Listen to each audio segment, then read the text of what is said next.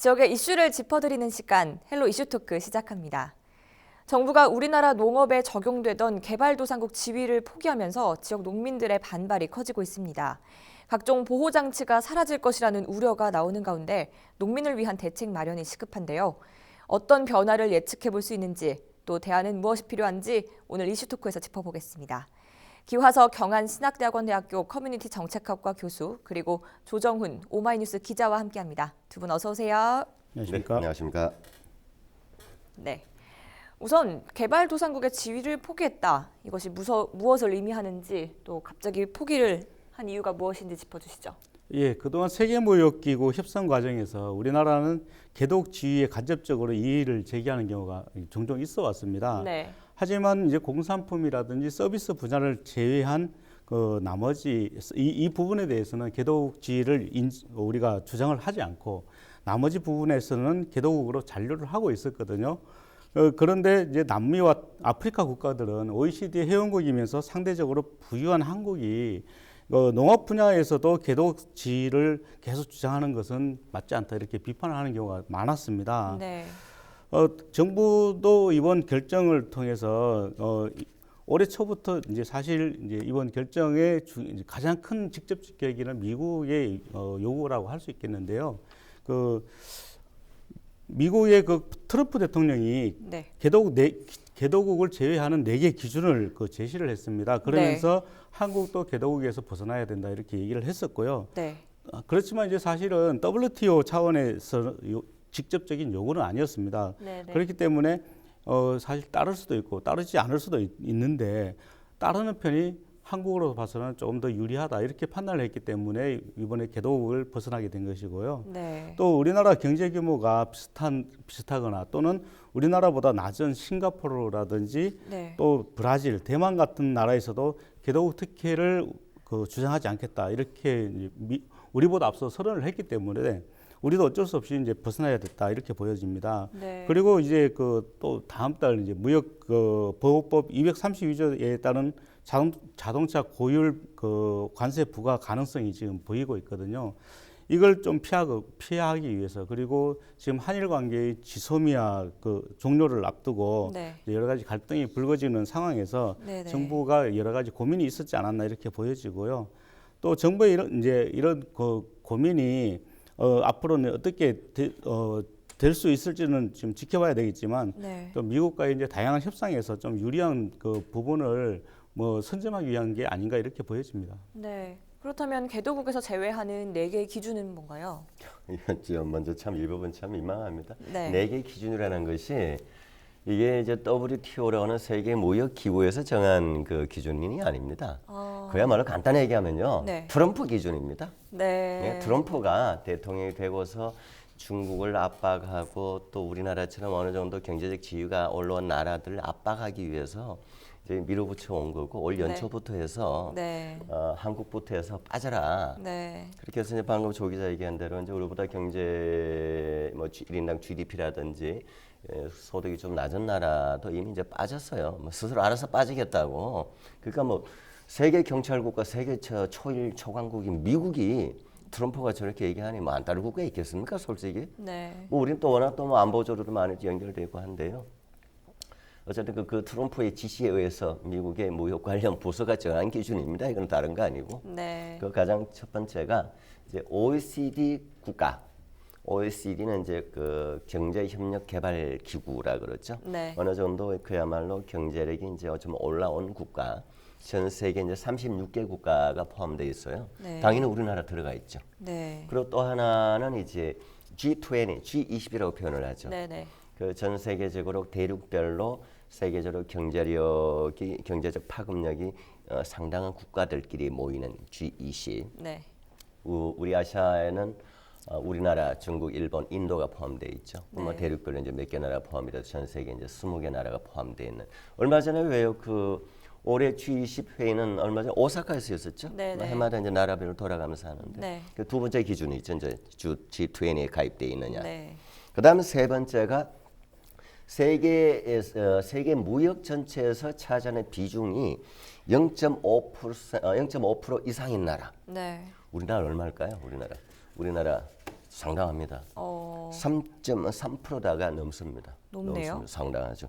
그러니까 뭐 당연히 이 기준 들어가는 거죠. 네. 그리고 마지막 기준 하나가 4개 기준 중에 4번째가 국가 국민 소득입니다. 네. 보통 이제 그 월드뱅크 세계은행이라고 그러죠. 이제 월드뱅크에서 정한 그 국가의 소득 순위별로 매긴 그 기준을 보면 네. 1인당 소득도 우리가 이제 총 생산량을 기준으로 한 1인당 GDP가 있고 네. 그러면 물가가 반영이 된 명목 소득 GNI라고 있습니다. 네. GNI 기준으로 봤을 때 이 GDP가 GNI가 조금 차이가 나요. 숫자가 차이 나는데 GNI 기준으로 세계은행에서는 $2,000 이하는 네. 얘는 굉장히 빈곤한 국가. 네. 그리고 $2,000 이상 $12,000는 소득 중위권 국가. 그 중위권 안에도 또 상중하를 나누긴 합니다만 네. 어쨌든 $12,000 이상이 되면 이거는 고소득 국가다. 잘 먹어서 잘 살지 않느냐 이런 기준인 거죠. 근데 여기 또 우리나라는 얼마일까요? 우리나라는 어느 정도 되나요? $36,000입니다. 높네요. 그러니 이 4개 기준, 트럼프의 4개 기준은 어떻게 보면 대한민국을 딱 집어서 만든 기준인 것 같아요. 왜냐하면 지금 남아있는 국가 중에도 개도국 지위를 유지하는 국가 중에도 이 4개를 다 충족한 국가가 우리 대한민국밖에 없었습니다. 아까 조기 했듯이 이미 그 뭐 싱가포르, 대만, 브라질은 말아서 빠졌어요 먼저. 네. 미국의 트럼프가 뭐 얘기하니 뭐 어쩔 수 없이 네네. 빠졌을 거고 우리는 좀 그래도 이렇게 좀 버텨오다가 시한이 23일이었어요. 네. 트럼프 쪽에서 전 세계적으로 제시한 시한이 이번 달 23일 내로 네. 개도국 유지를 할 건지 빠질 건지 답변해라 이런 상황이었습니다. 네. 사실 이 부분을 좀 말씀을 드리면요. 네. 그 사실 지금 그 미중 무역 전쟁이 지금 치열하게 전개되고 있지 않습니까? 그렇죠.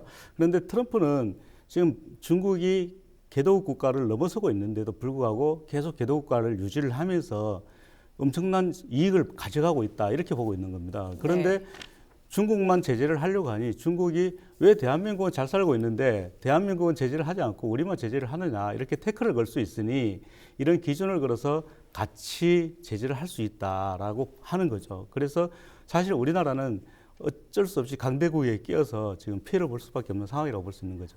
네, 그럼 이러한 상황에서 개도국 지위 포기가 가져올 변화는 어떻게 예측해 볼 수 있을까요? 아무래도 농업 분야의 타격이 클 것이라는 우려가 있는데요. 실제로 그렇습니까? 그렇죠. 지금 이것도 이제 수치로 보면은요 가장 이 핵심 지분의 쌀입니다. 우리가 밥을 주시고 하는 나라잖아요. 네. 예. 지금까지 이제 우리나라로 다른 나라가 쌀을 수입을 자기들이 이제 수출이죠. 우리는 수입을 할 때 우리나라에서 매기는 관세가 513%였습니다. 네. 513. 이게 이제 개도국 지위를 포기하게 되면 154%로 줄어들고 마늘은 기존의 관세 360에서 108, 고추는 270%에서 81%로 네. 거의 절반 이하로 관세가 떨어지면 다른 나라에서 뭐 쌀, 마늘, 고추를 우리나라 수출할 때 또 우리가 수입에 들어올 때 가격이 그만큼 내려가겠죠. 네. 그럼 시장 가격도 당연히 내려갑니다. 따라서. 그러면 우리의 기존 이 농민들은 당연히 경쟁력을 뭐 상실 또는 굉장한 위기에 몰리게 되는 건 명약관화합니다. 이 부분에 있어서 저는 염려스러운 부분이 지금 우리나라가 지금 이 경제력은 상당히 올라왔고 또 1인당 GDP도 평균으로 봐서는 아까 제가 GNI 기준으로 36,000달러 얘기했잖아요. 그건 제가 얘기한 거 아니고요. 그거는 통계로 다 나온 겁니다. 네. 국제통계기구에 의해서 정확하게 나온 얘기인데 그 정도가 올라왔다고는 하지만 그래도 빈부격차가 워낙 심하잖아요. 네. 그러면 정말 먹고 살기 힘든 가난한 사람들은 쌀의 질이 좋고 나쁠 떠나서 밥맛 있고 없고를 떠나서 네. 저렴한 이 수입산 농산물을 구입할 가능성이 많습니다. 네네네. 네. 이것이 국민 식생활 전반에까지 악영향을 줄 것이라는 우려의 목소리도 있는데요. 이 부분과는 어떤 관계가 있을까요? 예, 맞습니다. 지금 당장 우리가 마트만 가보더라도 네. 수입산 농산물이 굉장히 많습니다. 심지어 식당에서 밥을 먹을 때 반찬거리도 중국산 김치가 대부분을 다 차지하고 있지 않습니까? 그것만 이렇듯이 우리 식생활 자체가 이미 서구화가 되고 있습니다. 수입산 밀가루로 인한 인스턴트 식품, 주로 빵이나 또는 탄산음료라든지 이런 게 서구화되면서 우리 몸이 변화가 되거든요. 결국은 한국인의 암 발병률도 상당히 높아지고 있는 상황이고요. 여러 가지 그 질병도 증가를 하고 있습니다. 성인병이 특히 근래에 대해서 굉장히 많이 그 증가를 하고 있다라고는 통계도 나오고 있는데요. 네. 이렇기 때문에 사실은 우리 농산물은 우리가 지켜야 되는 것입니다. 네. 뭐 예전에 그 신토불이라는 노래도 한참 인기를 끌기도 했었는데 WTO 협상에서 사실 개독지 상실 문제는 네. 단순히 이제 농산물의 관세가 낮아지거나 아니면 수입이 늘어나는 것만을 사실 의미하는 것은 아닙니다. 결국은 우리 식생화, 우리 음식 문화가 붕괴되는 것이거든요. 이걸 지켜야 되는데 그렇다면은 결국은 그 값싸게 지금 한국으로 들어올 수입살 굉장히 싸게 들어올 텐데 이런 문제라든지 특히 우리 농산물에 대해서는 우리 스스로 지켜야 된다 이렇게 보여집니다.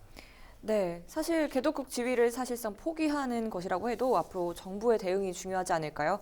정부는 어떤 방침을 내놓고 있는지 좀 궁금한데요. 네, 여러 가지 대응이 있습니다만 조금 앞쪽에서 간단히 얘기를 하면은 네. 이제 공익형 직불제를 도입을 해서 네네.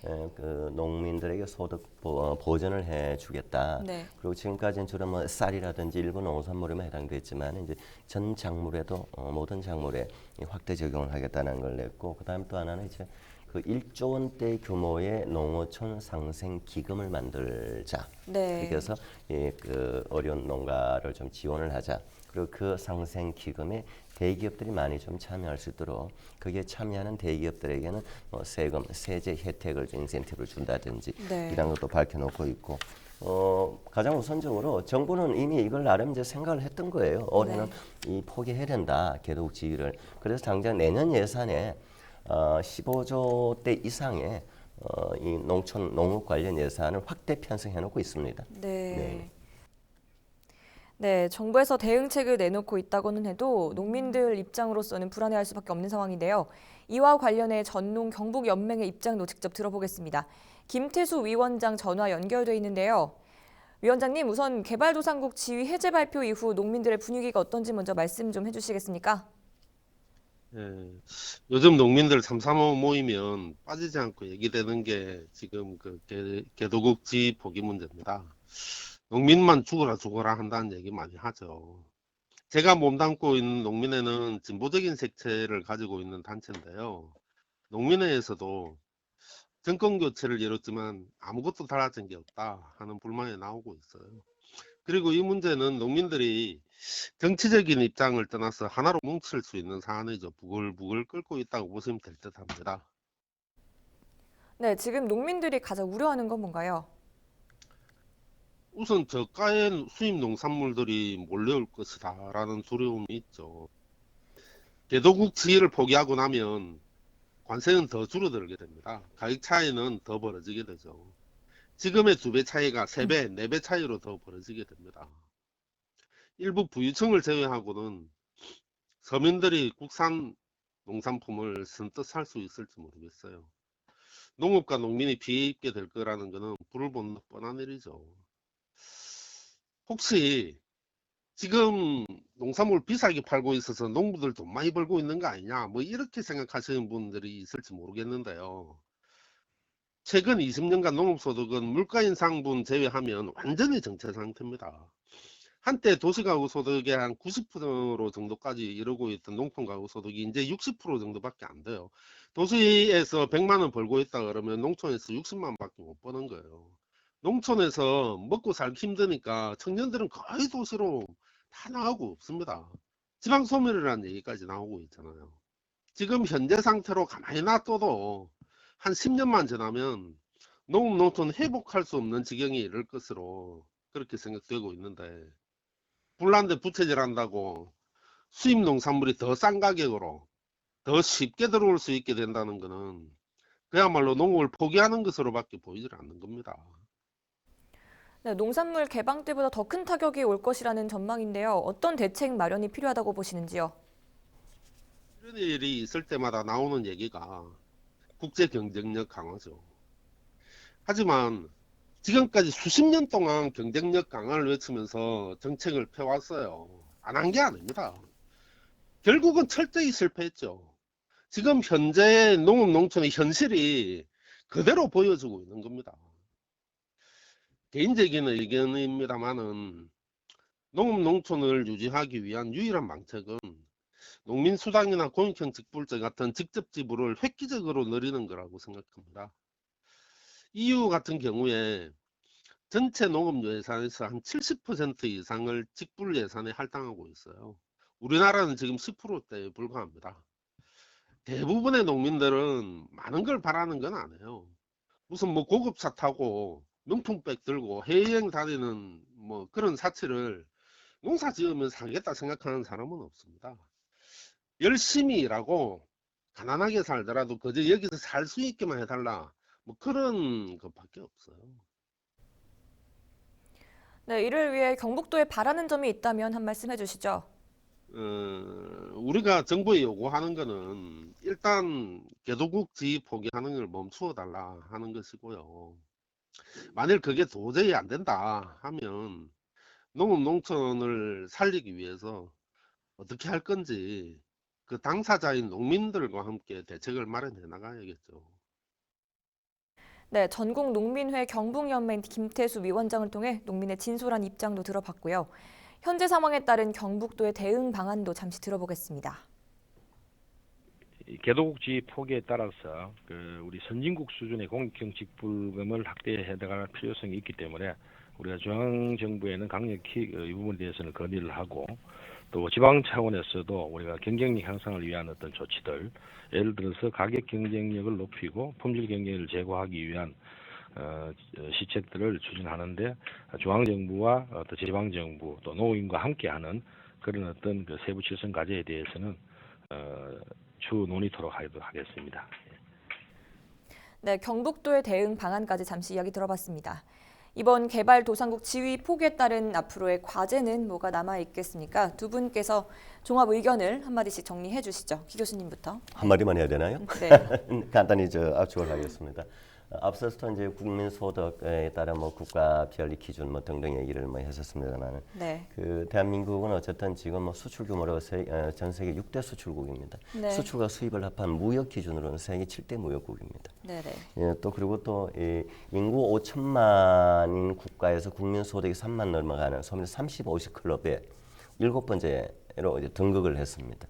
그리고 또 GDP 기준의 국가 총생산량도 우리가 12, 11, 12 이렇게 왔다 갔다 합니다. 네. 이 정도 국가가 아직도 개도국이라고만 늘상 주장만 할 수 없는 현실도 있긴 합니다. 네. 다른 전 세계 200여 개 다른 나라가 봤을 때는. 네. 그러나 그럼에도 불구하고 이 현실 이러한 이 국가 상황으로 인해서 포기는 했다 하더라도 이와 관련해서 방금 우리 조금 전에 모니터 봤죠.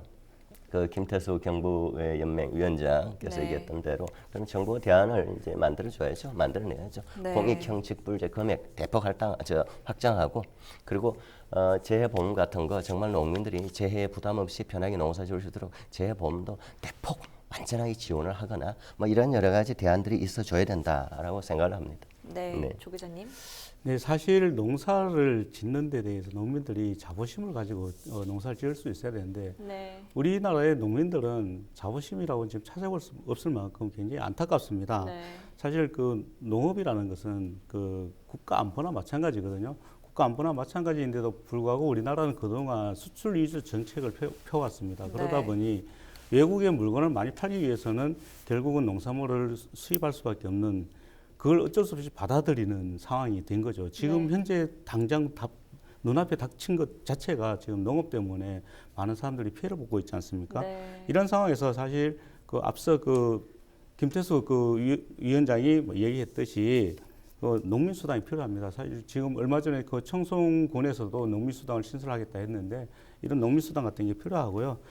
앞서 말씀하셨듯이 공익형 직불제라든지 또 농민 기본소득 도입까지 이번 계기에 마련할 필요가 있어 보입니다.